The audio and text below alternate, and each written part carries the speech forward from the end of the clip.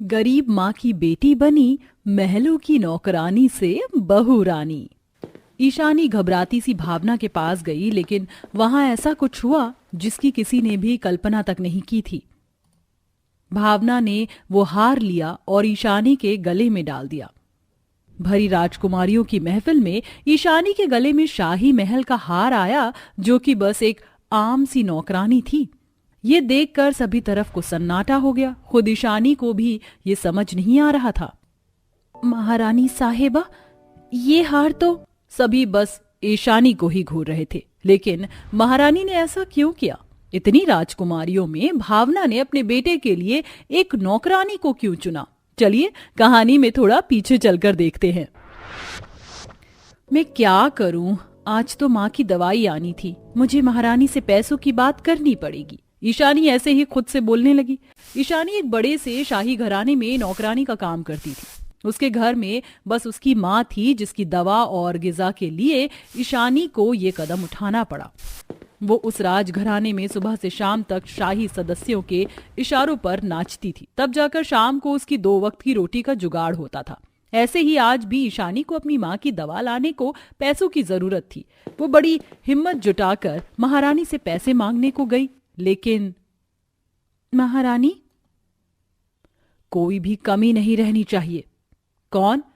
जी, मैं ईशानी। तुम भी क्या मेरे ही महल में काम करती हो? जी, वो मैं कह रही थी कि तुम जो भी कह रही हो अभी जरा बाद में कहना, पहले मेरी बात सुनो। अगले हफ्ते महल में एक बहुत बड़ा शाही महोत्सव है।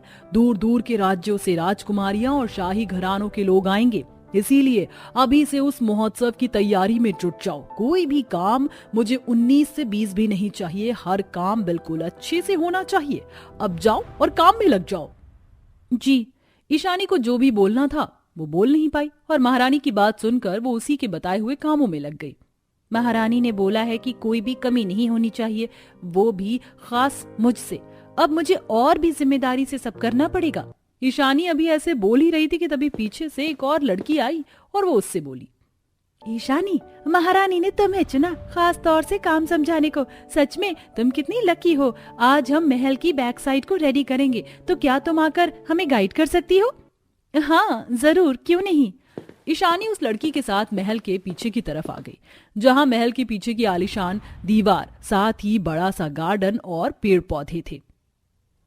देखो सभी, ये शाही महल की पीछे की साइड है। यहाँ आगे के मुकाबले ज्यादा सुंदर और नायाब चीजें तो नहीं है, लेकिन उस उत्सव के लिए हर जगह को ऐसे सजाना और संवारना है कि मेहमान चाहे छोटे से छोटे कोने में ही क्यों ना जाएं, उन्हें कोई कमी नहीं लगनी चाहिए।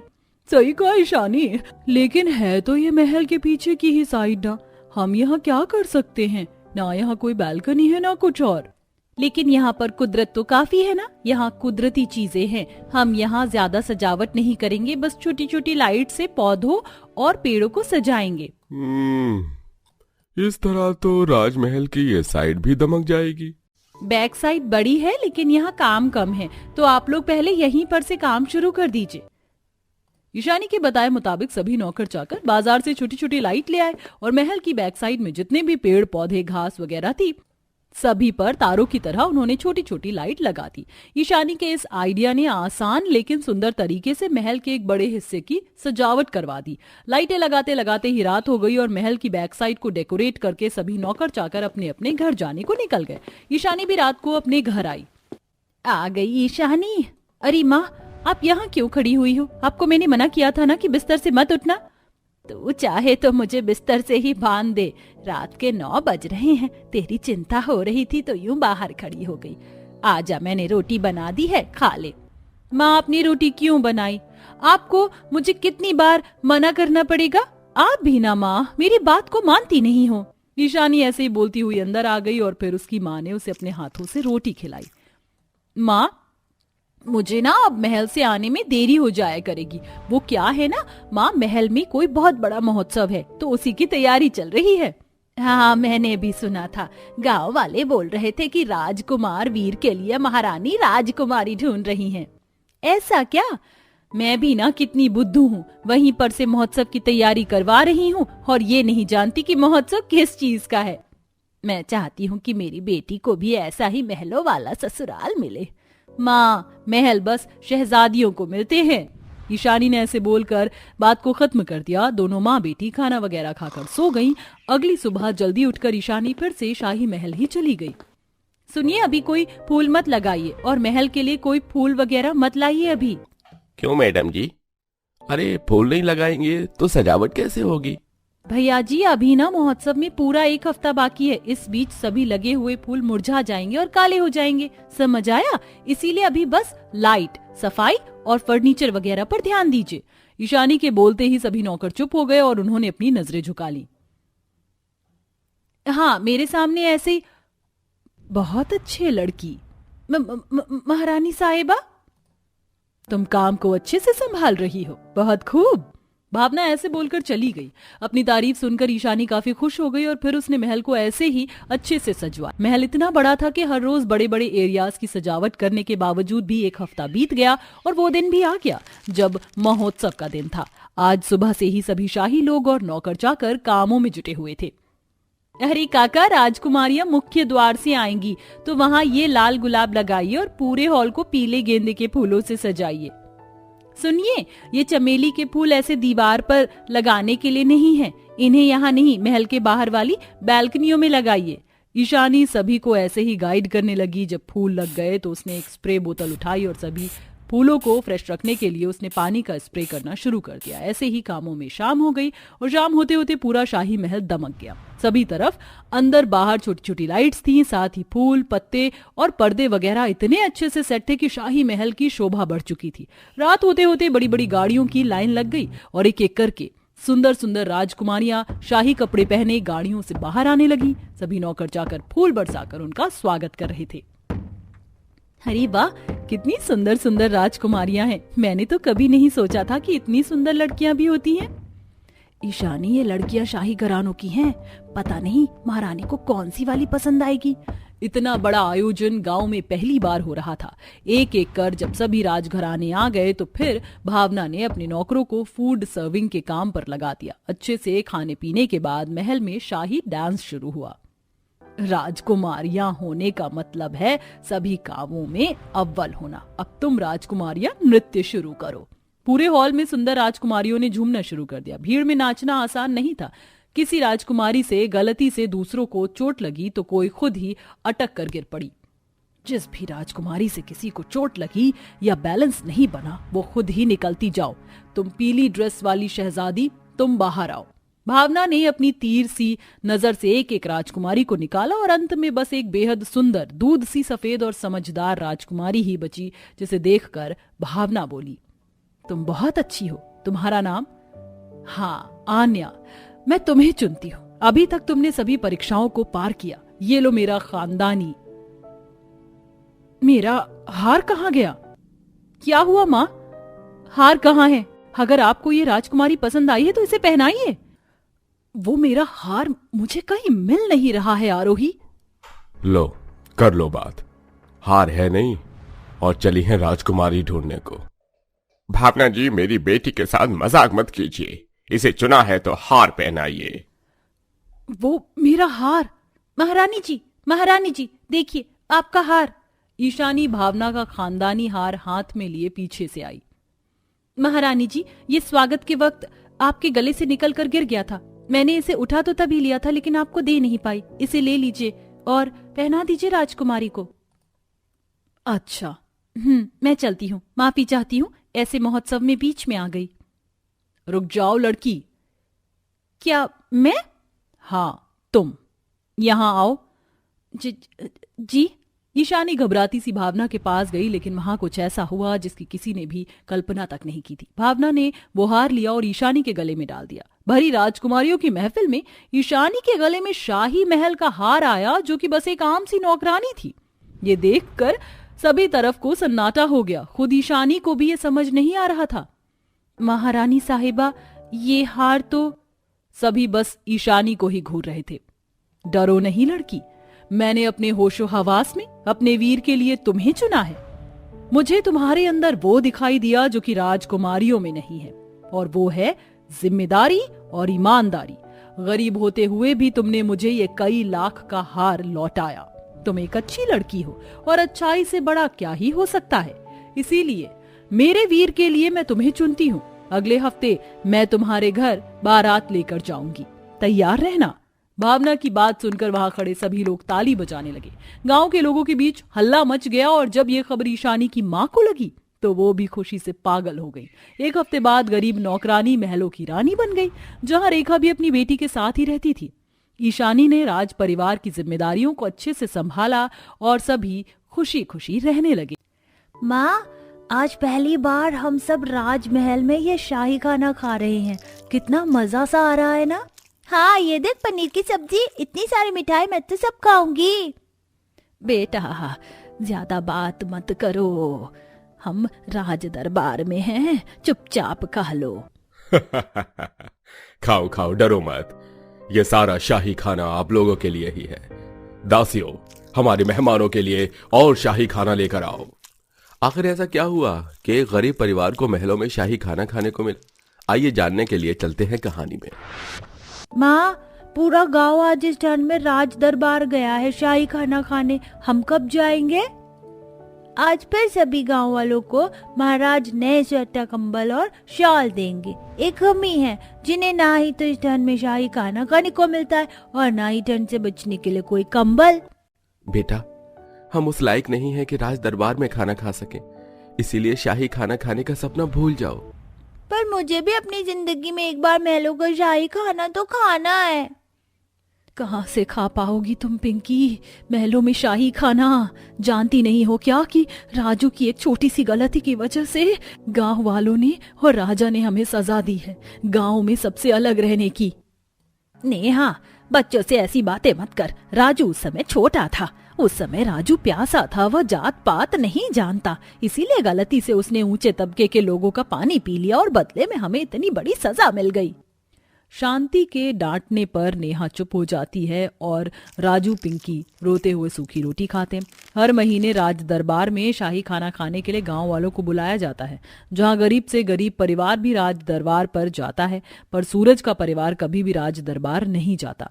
समय यूं ही गुजरता है और देखते देखते ठंड भी बढ़ने लगती है। ऐसे ही एक दिन, माँ देखो कितनी अच्छी खुशबू आ रही है बाहर से। आप एक बार महाराज जी से बात करो ना, क्या पता वो हमें माफ कर दे और शाही खाने के लिए बुलाएं। पिंकी, तुम्हारे पापा जो तुम्हें खिला रहे हैं वही खाकर खुश रहो। शाही खाना खाने का सपना भूल जाओ। और वैसे भी नीची जाति के लोग शाही खाना नहीं खाते। क्यों? नीची जाति वाले शाही खाना नहीं खा सकते? क्या हम इंसान नहीं है? बेटा, गरीबों की जिंदगी में यही सूखी रोटी लिखी है। अच्छा माँ, मैं जंगल जा रहा हूँ लकड़ी काटने, आ जाने में शायद देरी हो जाए। ठंड ज्यादा बढ़ रही है तो सोच रहा हूँ कि वहीं से कुछ लकड़ियां मार्केट में बेचने के लिए चलें। यहाँ तो हमसे कोई लकड़ियां लेने से रहा। इतना बोलकर सूरज लकड़ियां काटने के लिए कपकपाती ठंड में जंगल जाता है और इस जंगल में महाराज वीर सिंह की पुत्री परी भी शिकार करने आई होती है, पर गहरा कोहरा होने की वजह से वो सही से शिकार नहीं कर पाती और एक शेर परी पर हमला कर देता है।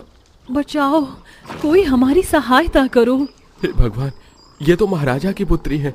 अगर शेर ने इनका शिकार कर लिया तो अब मैं क्या करूं? अकेली राजकुमारी को शेर से लड़ता देख सूरज से रहा नहीं जाता और जैसे ही शेर राजकुमारी पर हमला करने के लिए उस पर छलांग लगाता है, तभी वहां सूरज आ जाता है और अपनी कुल्हाड़ी से उस शेर को मार भगाता है। आप ठीक तो है ना राजकुमारी? हाँ, हम ठीक हैं। धन्यवाद हमारी सहायता करने के लिए। कुछ सैनिक भागकर आते हैं और सैनिक को देखकर सूरज वहां से भाग जाता है। अरे, आप कहाँ जा रहे हैं? हमें बता तो दीजिए, आप कौन हैं? राजकुमारी, आप ठीक तो हैं? हाँ, हम ठीक हैं, क्योंकि सही समय पर जाकर किसी ने हमारी जान बचा ली है। पर वो भाग गया, लेकिन हम उसे जरूर ढूंढ लेंगे। पर ठंड और कोहरा बढ़ता ही जा रहा है, हमें घर ले चलो।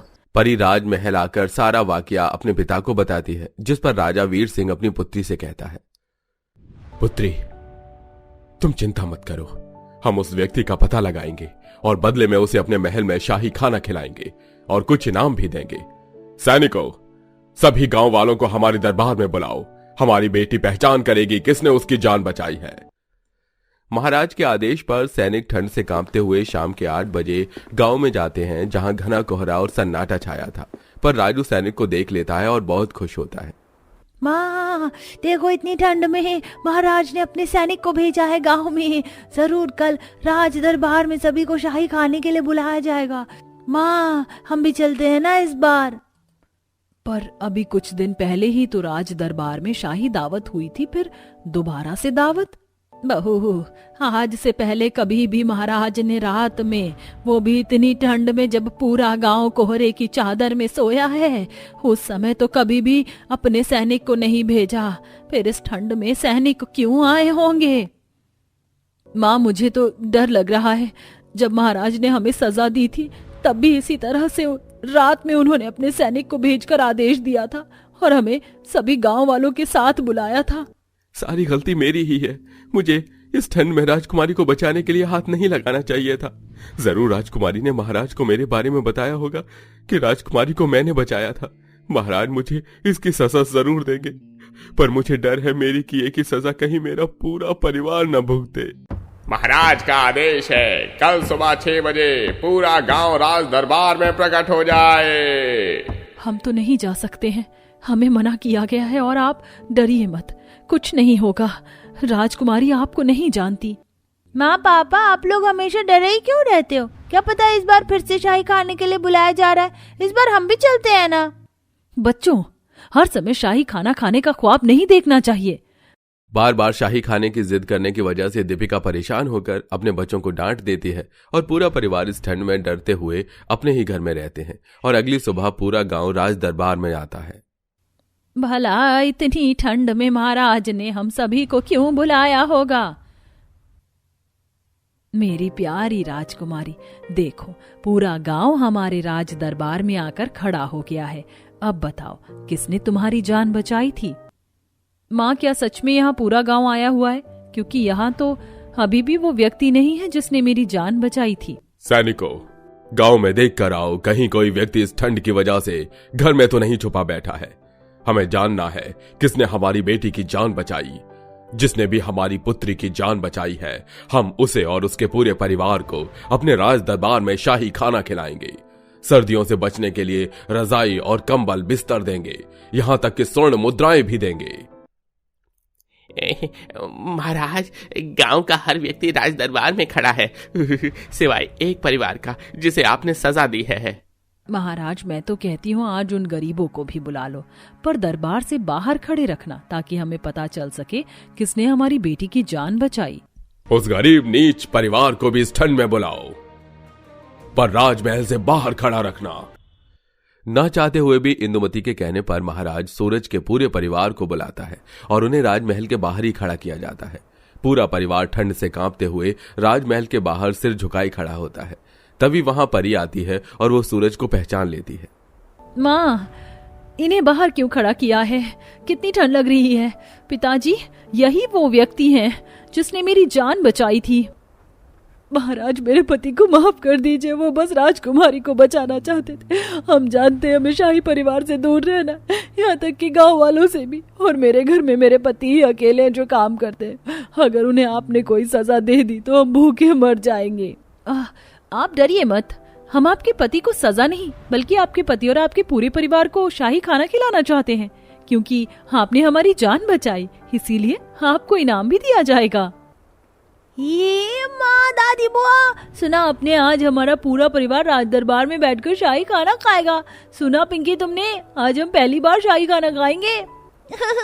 हाँ राजू, मैं तो बहुत सारा खाना खाऊंगी। राजकुमार परी के आदेश पर सभी गांव वाले अपने अपने घर जाते हैं और सूरज के पूरे परिवार को राजमहल में बिठाकर शाही खाना खिलाया जाता है।